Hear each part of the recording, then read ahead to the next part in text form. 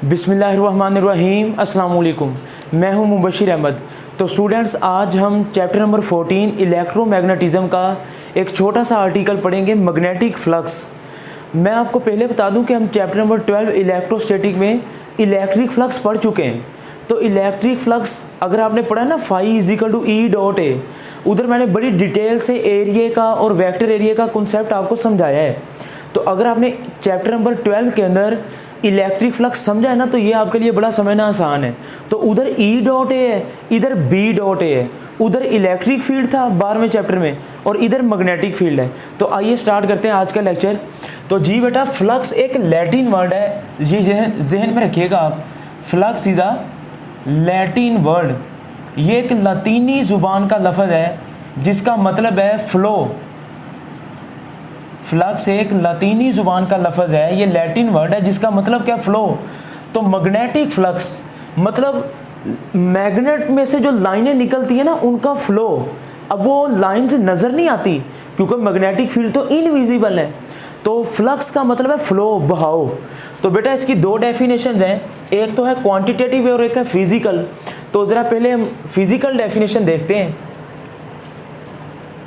The number of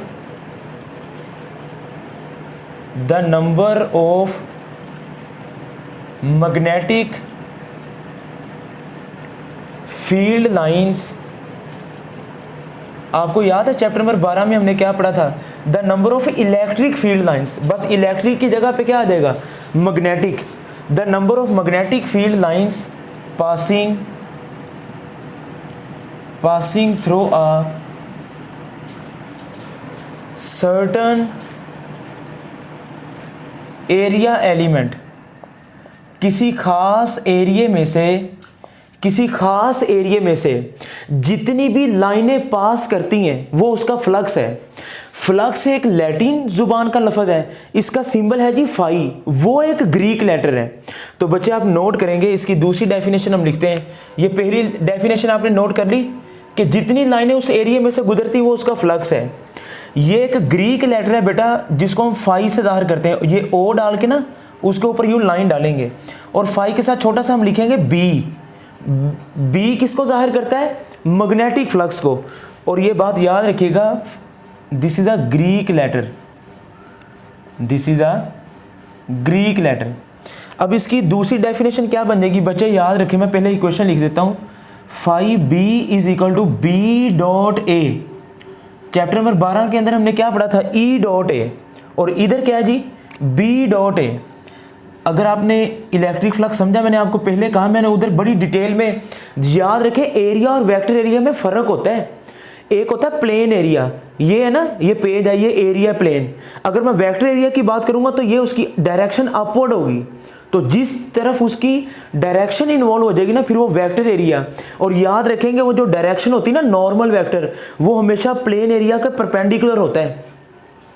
तो बच्चे इसकी दूसरी डेफिनेशन क्या बन जाएगी मैग्नेटिक फ्लक्स की, it is a dot product या स्केलर प्रोडक्ट भी हम लिख सकते हैं। It is a dot product of magnetic field, it is a dot product of magnetic field and area, नहीं कहेंगे, वेक्टर एरिया। तो ये मैग्नेटिक फील्ड और वेक्टर एरिया का डॉट प्रोडक्ट है, या इसको हम स्केलर प्रोडक्ट भी लिख सकते हैं। ये हमने फर्स्ट ईयर चैप्टर नंबर 2 में पढ़ा हुआ है, वेक्टर्स एंड इक्विलिब्रियम वाले चैप्टर में। तो इसकी इक्वेशन क्या है जी, phi is equal to B dot a. तो ये डॉट प्रोडक्ट है किसी चीज़ का, मैग्नेटिक फील्ड का और वेक्टर एरिया का। ठीक है बेटा, तो ये बात आपने याद रखनी है। अगर मैं इसकी इक्वेशन को ओपन करूं तो क्या बन जाएगा, phi B is equal to B की मैग्नीट्यूड ए की मैग्नीट्यूड, डॉट है तो कोस थीटा। तो ये बेटा आ जाएगी इसकी इक्वेशन, आपने इसको याद रखना है, बी ए कोस थीटा। डॉट है ना, डॉट की वजह से कोस थीटा आएगा। ठीक हो गया। अब आते हैं जी इसके एस आई यूनिट की तरफ। तो बेटा इसका एस आई यूनिट क्या बन जाएगा, इक्वेशन क्या है हमारी, phi B is equal to B dot A. मैं बी ए लिखता हूँ, कोस थीटा कोस 0 1 है, हम उसको मैक्सिमम लेते हैं ना, एंगल का जिक्र नहीं कर रहे, एंगल का तो कोई यूनिट नहीं होता, तो सिर्फ b a, phi is equal to B a. अब बच्चे अगर आपको याद है, अभी हमने कल ही पढ़ा था, मैग्नेटिक फील्ड का यूनिट क्या होता है, टेस्ला, और एरिया का यूनिट क्या होगा, मीटर। Metre square. तो एक तो यूनिट इसका ये है जी टेस्ला इंटू मीटर स्क्वायर। अब इसके 2-3 तरीकों से हम इसको लिख सकते हैं। अब टेस्ला किसके इक्वल होता है, आपने कल पढ़ा Newton per ampere per metre, और एरिया का यूनिट क्या है, मीटर स्क्वायर। अब इसको और मजीद सिंप्लीफाई करें, क्या हो जाएगा, न्यूटन, अब m की पावर -1 और +2 मीटर बन जाएगा, न्यूटन मीटर पर एम्पेयर। अब ये देख लें बेटा, इसको लिखने के 3, अब न्यूटन मीटर को आप जॉल भी तो लिखते हैं ना, जॉल पर एम्पेयर भी इसको लिख सकते हैं, क्योंकि न्यूटन मीटर जॉल के इक्वल होता है ना। तो अब ये देख लें, इसके 3-4 MCQs हैं। अब ये जो है ना न्यूटन मीटर पर एम्पेयर, इसको वेबर भी कहते हैं, वेबर, W बड़ा और B छोटा। ये वेबर विल्हेल्म ई वेबर, ये साइंटिस्ट का नाम है, वेबर साइंटिस्ट का नाम है, इस साइंटिस्ट का नाम है वेबर, WEBER, ठीक है। ये इसका सिंबल है, W कैपिटल लिखेंगे, B स्मॉल लिखेंगे। अब जरा देखें MCQs कैसे आ सकता है। अगर कोई आपसे पूछे ना फ्लक्स का यूनिट क्या है, तो आपने कहना है वेबर, जो कि किसके इक्वल है, न्यूटन मीटर पर एम्पेयर के, और ये किसके इक्वल है, जॉल पर एम्पेयर। तो ये तीनों चीज़ें आपस में इक्वल है ना। इसका एक ये यूनिट भी है ना, टेस्ला इंटू मीटर स्क्वायर। तो इसको 3-4 अंदाज है इसको लिखने के, तो आप लोगों ने नोट कर लेना। अब इसका बेस यूनिट क्या बनेगा, ज़रा आप तवज्जो करें, इसका ऐसा यूनिट क्या बनेगा, वेबर। फ्लक्स का ऐसा यूनिट वेबर है, जो कि जॉल पर एम्पेयर के इक्वल है, जिसको मैं लिख सकता हूँ न्यूटन मीटर पर एम्पेयर। अब बच्चे मीटर और एम्पेयर तो बेस यूनिट है ना, तो न्यूटन को आप सिंप्लीफाई कर लें, kg ms-2 ज़रब m इंटू पर एम्पेयर। तो ये क्या बन जाएगा, kilogram, metre into metre, metre square, s-2 per ampere.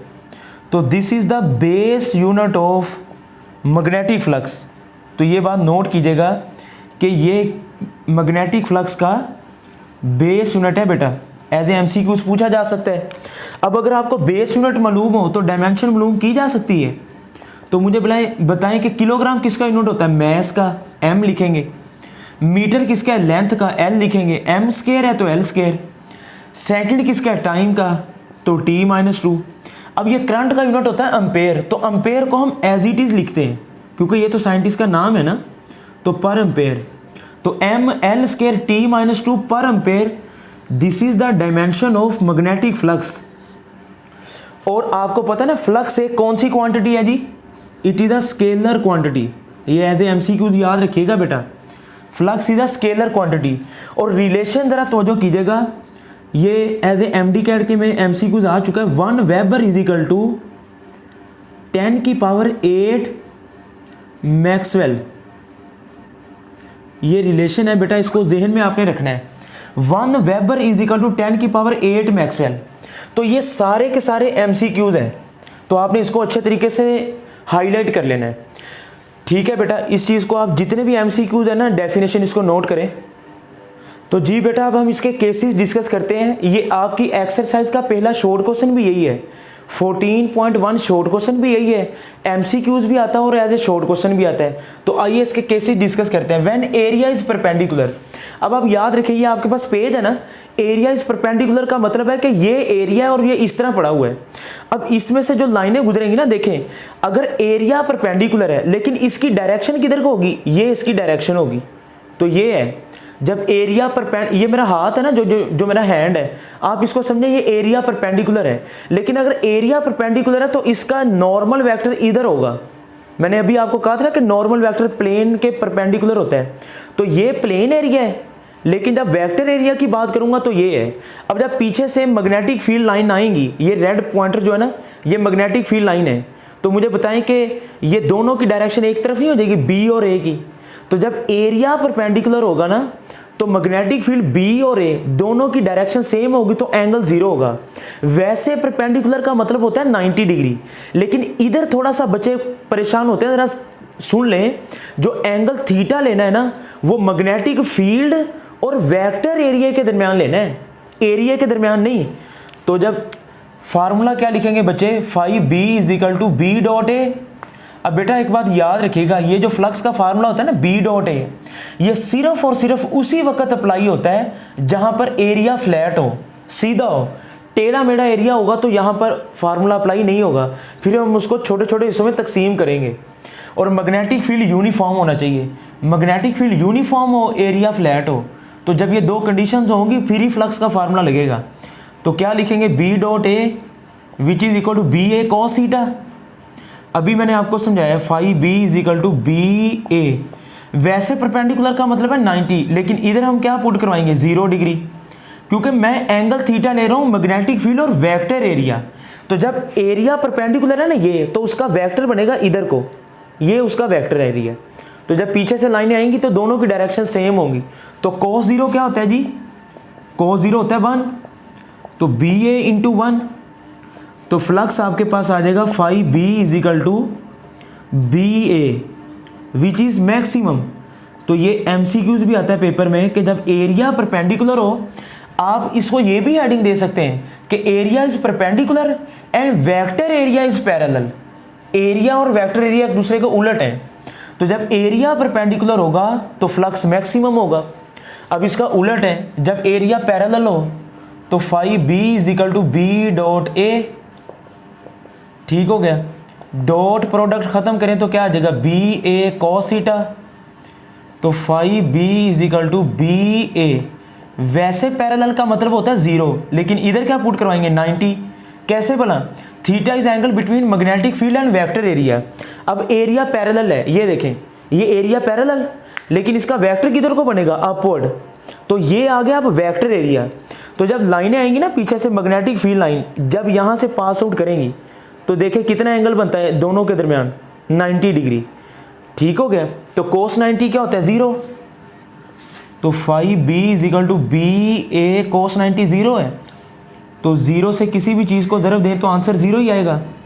तो आपके पास फ्लक्स आ जाएगा जी 0, यानी कि मिनिमम। तो ये दो एमसीक्यूज हमने तैयार किए कि जब एरिया परपेंडिकुलर होगा तो फ्लक्स मैक्सिमम, और जब एरिया पैरेलल होगा तो फ्लक्स मिनिमम। और अगर कर्व सरफेस हो, टेढ़ा मेढ़ा हो, तो हम छोटे छोटे पैचेस में डिवाइड करके ना उसको ऐड करेंगे। तो phi B is equal to sigma I is equal to 1 से n तक, तो बी डॉट डेल्टा ए। ठीक है, तो ये चीज़ नोट कीजिएगा इसका फार्मूला। तो डॉट खत्म करेंगे तो cos थीटा। अब थीटा 20 डिग्री 30 डिग्री 45 कुछ भी हो सकता है, वो डिपेंड करेगा कि जो कर्व है ना यूं टेढ़ा एरिया कि वो एंगल कितने हैं। यानी कि एरिया ये है ना, ये एरिया है और ये है मैग्नेटिक फील्ड, तो इसके दरम्यान ये एंगल है। तो ये एंगल बनेगा, इधर वेक्टर का प्रोजेक्शन ड्रॉ करेंगे ना तो ए cos theta which is a sine theta. तो आप cos थीटा वाला एंगल लेंगे तो क्या लिखेंगे, phi B is equal to sigma I is equal to 1 से n B A cos theta. तो जब आपका एरिया कर्व होगा तो वो डिपेंड करेगा कि एंगल थीटा कितने हैं। तो बच्चे ये नोट करें, फिर हम फ्लक्स डेंसिटी पढ़ते हैं। तो जी बेटा नेक्स्ट हम पढ़ेंगे magnetic flux density. Magnetic flux density को मैग्नेटिक इंडक्शन भी कहते हैं। याद रखें, किसी भी चीज़ को एरिया से या वॉल्यूम से डिवाइड करें तो उसको डेंसिटी कहते हैं। अगर वो 2D चीज़ होगी तो उसको एरिया से डिवाइड करेंगे, अगर वो 3D चीज़ होगी तो उसको वॉल्यूम से डिवाइड करेंगे। अब फ्लक्स एक 2D है, लेकिन अब हम इसको एरिया से डिवाइड करेंगे। तो बेटा मैग्नेटिक फ्लक्स डेंसिटी को मैग्नेटिक इंडक्शन भी कहते हैं। तो इसकी डेफिनेशन क्या होगी, the magnetic flux per unit area. Magnetic flux density को B से ज़ाहिर करते हैं। अब मैंने आपको फार्मूला क्या पढ़ाया था अभी, phi is equal to B a, याद है। तो B is equal to phi over a, the magnetic flux per unit area of a surface perpendicular to magnetic field. तो ये आ जाएगी जी इसकी equation, B is equal to phi over a. ठीक हो गया। अब इसका यूनिट क्या होगा ज़रा तवज्जो करें, मैग्नेटिक इंडक्शन का या मैग्नेटिक फ्लक्स डेंसिटी का B is equal to flux का यूनिट क्या होता है, वेबर, एरिया का मीटर स्क्वायर। तो ये मैग्नेटिक, इसका यूनिट क्या बन जाएगा, वेबर m-2। ठीक हो गया। Which is equal to Tesla. ये बात याद रखिएगा। इस वेबर को हम क्या लिख सकते हैं मुझे बताएं। वेबर को हम याद है ना, वेबर किसके इक्वल होता है, न्यूटन मीटर पर एम्पेयर ज़रब m-2। ठीक है, m-2 एज इट इज़। तो ये किसके इक्वल आता है, न्यूटन पर एम्पेयर, m की पावर +1 और -2 -1। तो ये वही टेस्ला के इक्वल नहीं आ गया। तो कहने का मतलब क्या हुआ कि मैग्नेटिक फ्लक्स डेंसिटी का और मैग्नेटिक इंडक्शन का यूनिट भी सेम होता है, ठीक है ना। तो ये बात आप याद रखिएगा। तो टेस्ला को हम वेबर पर स्क्वायर मीटर भी लिख सकते हैं, ये भी एमसीक्यूज बन सकता है। तो बेटा इसको याद कर लें। तो यही था आज का लेक्चर। आई होप कि आपको आज का लेक्चर अच्छा लगा होगा। कमेंट सेक्शन में इसका फीडबैक दें। अपना बहुत सा ख्याल रखें। अल्लाह हाफिज़।